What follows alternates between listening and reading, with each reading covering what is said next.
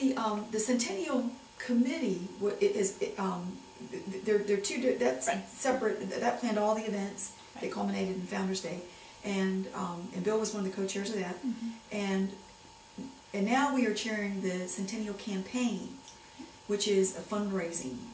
It's a year-long fundraising effort. It's a $75 million campaign.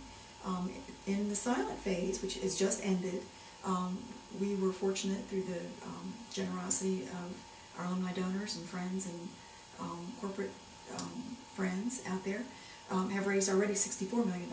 So that was wonderful. But we've got another $11 million to go, and so we will, for the next year, a little more than a year, be on the road to various alumni chapter events, meeting with individual donors, hoping to raise this last $11 million.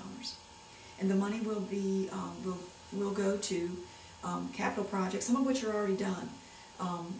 The tennis center, the Alumni Executive Center, and the Campanile Bell Tower. Those projects are already finished. But we're hoping that we're going to be able to raise enough money to refurbish the dorms. The dormitories, or the residence halls they call them now, I'm showing my Neanderthal roots. But the residence halls are not eligible for state funding because they're supposed to be supported entirely by student fees and private dollars. And as a consequence, none of the dorms except for Willard has ever been renovated. None of them. So for the alums that had lived, let's say, in Ball, Custis, or Madison, or Virginia, back in the 30s and the 40s, those dorms are exactly the way they were then. I mean, they've been painted, but they haven't been rewired, to match anything. I mean, the plumbing, all that stuff is failing at this point. And so anyway, we're hoping that we can raise some money to make sure that those dorms get the attention that they need, because a lot of them really do need it at this point.